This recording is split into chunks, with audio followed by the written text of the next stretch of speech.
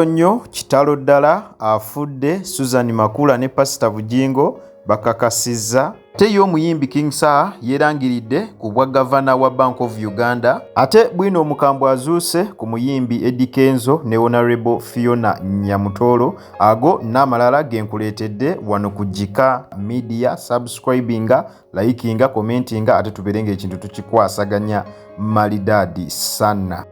Abuterefu tutandise ne Pastor Aloysius Bujingo ne Susan Makula era nga mawulire agaveeyo getukereddeko si malungi wadde yadde n'akamu. Era nga mawulire agaliyo galaga nti maama wa Susan Makula bambi wetwogerera zembuyaga ezikunta. Maama wa Susan Makula abadde mulwadde okumala akaseera era emabegakaawo nabalagako ka video nga Pastor Bujingo agezaako okusabira maama wa Susan Makula okubeera nga asuuka bulungi. Ekyannaku omukyala bambi tasobodde kubeera nga ate munange awona. Wano ku Jika Media tugamba bugambi nti omwoyo gw'omugenzi tusaba Katonda abeere nga ate munange agulamuza kisa.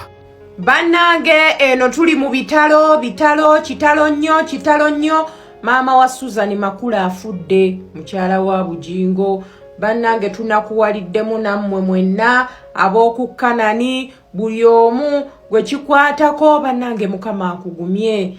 Bannange Makula waffe ng'olabye okufiirwa maama. Bannaye Mukama abakuwoza ebbanja liri ne munaye Mukama yawa ate yatwala. Mukama akugumye, agumye n'abafamire yo. Kibi nnyo kibi nnyo ddala. It's very sad. Makula afiiriddwa maama we. Byannaku maama bate yalifudde. Nze ku lwange kibi nnyo okubeera nga nnyoko yafa, nnyoko afudde nnyo. Ebyo byonna emboozi eyeetoolera ku maama mbimbi nnyo. Siina gwe njagaliza wadde omulabe wange asembayo. Mukama akugumye mukwano. Tusaba Katonda omwoyo gw'omugenzi agulamuze ekisa. Ate ye omuyimbi King Sir yerangiridde ku bwa Governor owa Bank of Uganda nga kino kiddiridde okuva eyali Governor wa Bank of Uganda Emmanuel Tumusiime Mutebire we yafa mu mwaka ogwa 2022 era ng'okuva ku olwo tubadde tetufunanga Governor mulala okuva Mutebire lwe yafa. King Sir yafuddeyo ne yeerangirira nti ekifo akyewadde era ssente zonna ezitaliko mukono gwe mwandizikomezaawo n'abaweezo eziriko omukono gwe. Nkusaba tumwerabireko n'oluvannyuma ate tweyongereyo n'amawulire amalala mangi nnyo ddala. Nerangira kubwa Governor wa Bank of Uganda kuba ekifo kimaze ebbanga ddene tewali agendako, tewali gwe bateekako, tewali akisaba. Nerangirira era signature gye mugenda okuddamu okulaba ku ssente yange. Obuvumu ng'olina bungi. Si buvumu, responsibility. Temwawula responsibility na buvumu. Kitukakatako okwekwatira ewakyafu. Era wensirikiridde nendaba nga emyezi 2 giyise nga lirina Governor wa Banka. Nerangiridde nga Governor wa Banka. Man. Era buli alina ssente nga teguli sayini yange soko nzizi. Ndowooza nno omukulu mumwerabiddeko King Sir nga yeerangirira nga Governor owa Bank of Uganda. Bagambye ssente zonna oba ozirina nga teziriiko mukono gwe yanguwa mangu ozizzeeyo. Anyways katulinde tulaba ate wa gye binaggweera. Ate otwongerayo mu mawulire amalala ye omuyimbi Eddie Kenzo ne Fiona Nyamutolo ebyabwe bikyagendera ddala maaso. Anti ba social media in-laws bavuddeyo babeere nga ate munnange babakolako research bategeerere ddala wa laavu yaabwe gye yatandikira nga bagamba nti bano bandibanga batandika okudeetingira ddala kuviira mabegeeri nga Eddie akyali ne Rema Namakula. Era ng'ekimu ku kikakasa kwekana ka video kengendo okuzanyira ke bali mu kutambuza akaali ka mwaka gwa 2021 nga guno omwaka Eddirisa mwe yafunira akabenje lwakuba teyafunako obukosefu bwonna. Kakati kigambibwe motoka gye baafuniramu akabenje bagirimu n'omukyala Fiona Nyamutolo era nga bakitegeeza relationship yaabwe yandibanga evudde walako. Bino bigambo by'aba social media in-laws si bigambo bya mukutu ogwa Jika Media. Okusinzira katambi kano ba social media in-laws bagamba laavu y'abana ababiri labika evudde wala. Kisoboka n'okuba nga Idrisa bwe yali akyali ne Rema ne Namutoola alabika yakola ki ne Nyamutoola alabika yaliwo. Kankuzanyire kana akatambi ate tubeere nga tweyongera mu maaso. Kaali ka mwaka gwa 2021 lwakuba tekafuluma kafulumye mu biseera bino nga bamaze okuvaayo mu lwatu ne balaga nti ddala bali mu nsonga ez'okubeera nga mukyala na mwami. Kerabireko n'oluvannyuma tweyongere mu maaso n'amawulire amalala mangi nnyo ddala. Hi.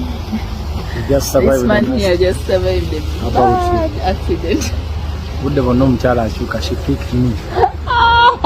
That is not true.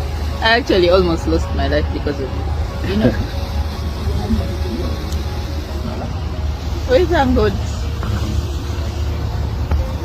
Hi. Just survived. This man here just survived a bad accident. Budde bonna omukyala akyuka, she picked me. That is not true. I actually almost lost my life because of it. You know. We thank God. Hi. Just survived. This man here just survived a bad accident. Budde bonna omukyala akyuka, she picked me. That is not true. I actually almost lost my life because of it. You know. We thank God. Yes, akono ke katambi akaleetedde ba social media in-laws okuluma omutwe. Katambi kaddako, katambi ka mwaka gwa 2021 Idrisa we yali afunidde akabenje nga balina gye bava. Tekafulumirawo, kafulumye mu biseera bino. Kafulumye mu biseera bino nga kalaga nti emmotoka eyo gye baafuniramu akabenje baagirimu babiri n'omukyalo ono.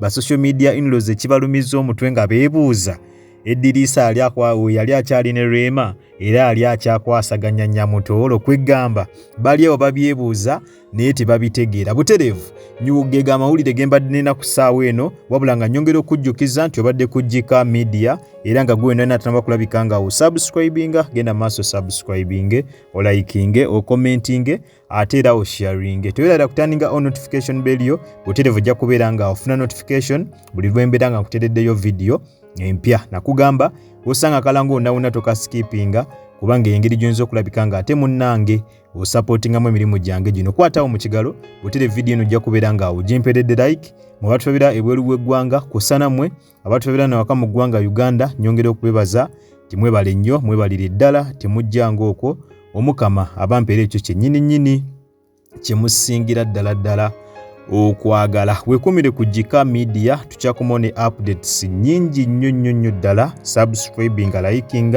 commenting ate obeere nga munnange weekuumira mu kumanya wano kujjika media. Kale mubeere bulungi akuume atakuumira mpeera mweraba.